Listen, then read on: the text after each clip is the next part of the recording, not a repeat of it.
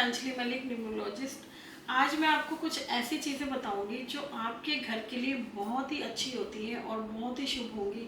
कुछ आप जो रेमेडी इसमें करोगे वो आपकी लाइफ को कैसे चेंज करती है आप खुद देखोगे, क्योंकि ये रेमेडी आप बहुत सारी प्रॉब्लम को भी आपके बिल्कुल ऐसे हटाएगी कि आप खुद सोचोगे कि मैंने ऐसा क्या किया है। पर ये चीज़ें चेंज करने के बाद आप अपनी लाइफ को इतना चेंज देखोगे कि आप सोचोगे कि मैंने अपनी लाइफ कैसे चेंज की है। तो जैसे कि अब मैं आपको जो चीज़ें बताने वाली हूँ, ये कुछ बहुत ही बेसिक चीज़ें हैं और बहुत ही छोटी छोटी सी मतलब छोटे छोटे से उपाय हैं जो आपके घर में खुद ही मौजूद होंगी और आपके घर में से ही मिल जाएंगे। पर आपको कौन सी दिशा, कौन सा वास्तु या कौन सी चीज़ कहाँ पे आपने रखी है, बस इन चीज़ों को आपको चेक करना है।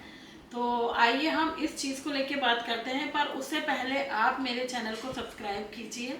और आपको कुछ भी जानकारी लेनी है उस के लिए आपको नोटिफिकेशन आइकन बटन दबाना है कि जब भी मेरी कोई वीडियो आती है तो आपके पास नोटिफिकेशन आए और आप उस रेमेडी को छोड़ें नहीं और सेम टाइम पे कीजिए। क्योंकि कभी भी कोई नवरात्रे आते हैं या दिवाली आती है, होली आती है, हम लोग ऐसे उपाय बताते हैं कि वो आप लोग ज़रूर करते हो और अगर आपसे वो चीज़ें मिस कर दी तो उसके लिए मैं आपको तभी बोल रही हूँ, चैनल को सब्सक्राइब ज़रूर कीजिए और ये वीडियो आखिर तक देखिएगा क्योंकि बहुत सारी चीज़ें बताने वाली हूँ आपको मैं आज।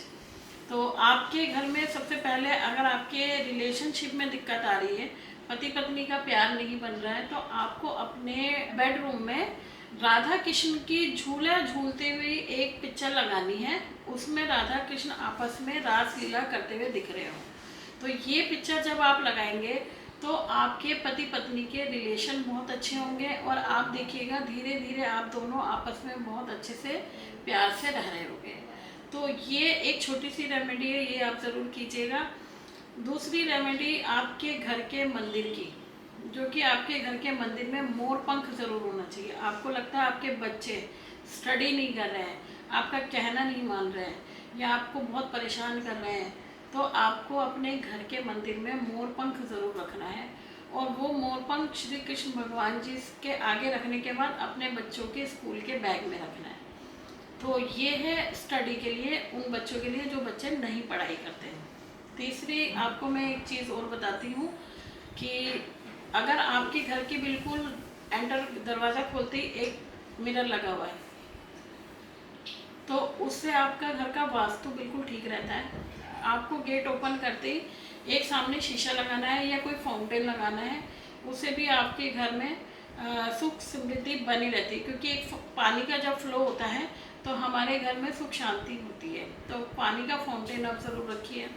आपके घर में जो भी फ्रंट एरिया होता है, अगर आप एंट्री करते हो तो आपको वहाँ पे 7 हॉर्स की फ़ोटो होनी चाहिए, भागते हुए घोड़े की फ़ोटो लगी हुई होनी चाहिए। क्योंकि जब हम भागते हुए घोड़े की फ़ोटो लगाते हैं तो हमारी लाइफ में तरक्की मिलती है, हमें ग्रोथ मिलती है।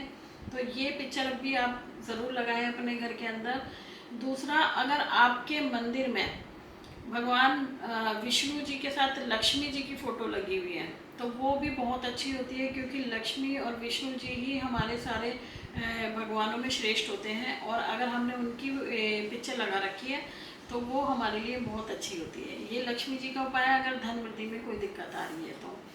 दूसरा, आपके घर में जो तिजोरी होती है, तिजोरी के अंदर आप जिसमें धन जमा करते हो वो बार बार आपको ओपन नहीं करना चाहिए। वो आपको एक लॉकर लेना है प्रॉपर, उस लॉकर को आपने अपनी अलमीरा में रखनी है, वो हमेशा बंद करके रखना है, उसको बार बार ओपन नहीं करना है। अपने सेफ, यानी कि सेफ का मतलब आपके जो कैश फ्लो है वो सेफ हो चुका है, उसको आपको बार बार ऐसे ड्रॉरों में नहीं रखना है जो आपको बार बार ओपन करना है। तो आपका मनी का फ्लो हमेशा बाहर आना जाना लगा रहेगा। तो अपनी जो भी मनी है वो अपनी सेफ में रखिए और वो तिजोरी घर में ज़रूर होनी चाहिए आपके। दूसरा, आप जहाँ भी अपना गोल्ड रखते हो घर में, उस गोल्ड के साथ आपको एक केसर की छोटी डब्बी रखनी है। उससे क्या होता है, आपके घर का जो गोल्ड है, सोना है, वो सब आपको डबल होके मिलता है। क्योंकि गोल्ड के साथ में केसर का रखना बहुत शुभ माना जाता है। तो अपने गोल्ड के साथ केसर की डब्बी ज़रूर रखिए।